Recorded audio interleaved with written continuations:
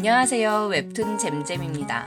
메모리스트는 웹툰 연재 당시 재미있게 보던 작품이라 드라마 방영을 많이 기대했는데요. 1, 2화를 본 소감은 첫눈에 빠져드는 임팩트가 없었다입니다. 드라마는 1, 2회차에 승부가 난다고 보는데요. 시청률이 높았던 드라마들은 보통 첫 주에 임팩트가 아주 좋았습니다. 1화 엔딩에서 영재 엄마가 자살을 했던 스카이캐슬, 강득이와 임동규의 트레이드로 짜릿함을 줬던 스토브리그, 무려 1화에서 15년 동안 미제로 남아있던 사건의 진범을 찾아낸 시그널. 드라마 1, 2화는 이렇게 시청자들을 끌어당길 힘이 있어야 한다고 생각합니다.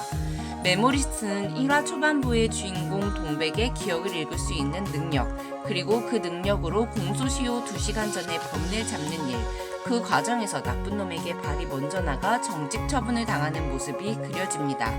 그리고 장도리 살인사건으로 2명의 피해자가 발생했고 동백이 아는 사람의 딸이 실종이 되죠. 그 후 목숨이 붙은 채 발견된 세 번째 피해자의 기억을 잃고 병원을 나서던 중 전 남자친구와 부딪히고 그가 범인이라고 예상해 붙잡혔지만 그냥 스토커였습니다.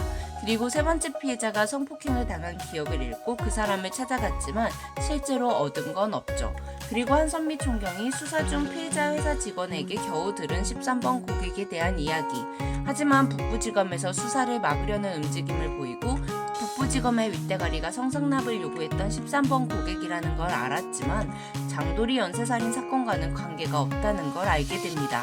그 후 한선미 총경이 피해자의 핸드폰 위치 추적을 통해 범행 장소인 것 같은 걸 덮치지만 핸드폰을 주었다는 고등학생들만 있어서 범인 검거에 실패합니다.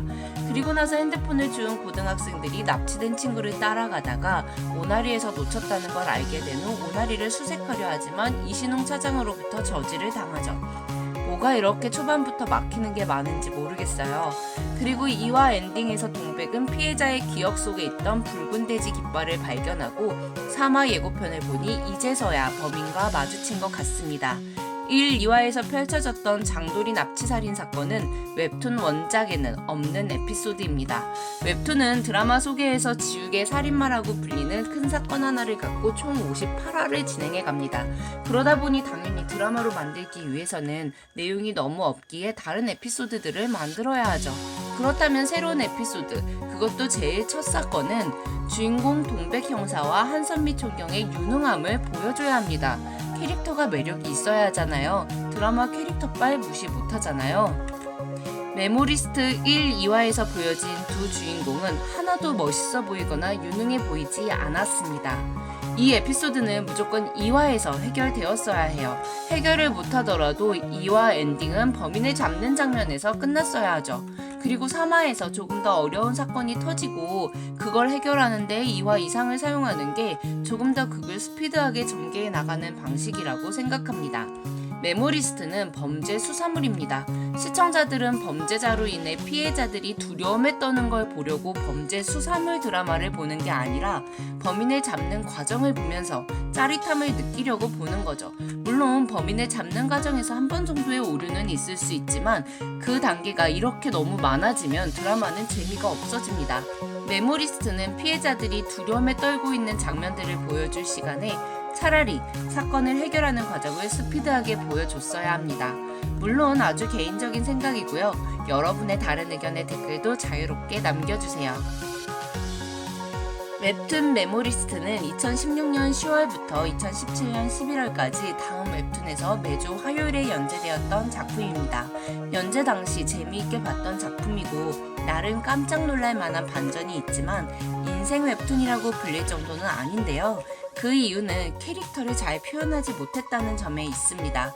기억을 읽을 수 있는 초능력자가 형사가 되어 사건을 해결한다라는 스토리와 반전은 흥미로웠지만 사실 사이코배틀이라는 요소가 좀 흔하기도 하고 주관적으로 생각했을 때 천재 프로파일러라는 걸 느낄 만한 에피소드가 없었고 주인공 동백도 초능력을 갖고 있긴 하지만 읽어낸 기억을 토대로 사건을 해석하고 추리해서 문제를 해결해 나가는 게 아니라 피해자를 만나서 기억 스캔 후 범인 얼굴을 찾아내고 용의자 중에서 범인을 골라내는 정도의 문제 해결력을 보여주기 때문에 우와 저 초능력 너무 멋져 이런 느낌은 덜했습니다. 스포가 될 수 있기 때문에 자세히 말할 수는 없지만 물론 동백이의 초능력을 너무 멋있게 표현할 수 없는 이유가 있긴 했어요. 앞으로 메모리스트는 동백 형사와 한선미 프로파일러의 능력에 초점을 맞추고 정말 능력 있는 사람들이라는 걸 확실하게 보여주어 웹툰 원작에 부족했던 부분을 보완하고 스피드하게 극이 진행되어야 더 재미있는 드라마가 될 거라 생각합니다.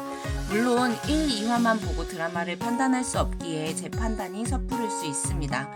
그리고 3, 4화를 본 후에는 너무 재미있었다며 흥분해서 리뷰를 남길 수도 있죠. 제발 3, 4화는 좋은 느낌으로 리뷰를 만들 수 있으면 좋겠네요. 지금까지 웹툰 잼잼이었습니다. 구독과 좋아요 부탁드려요.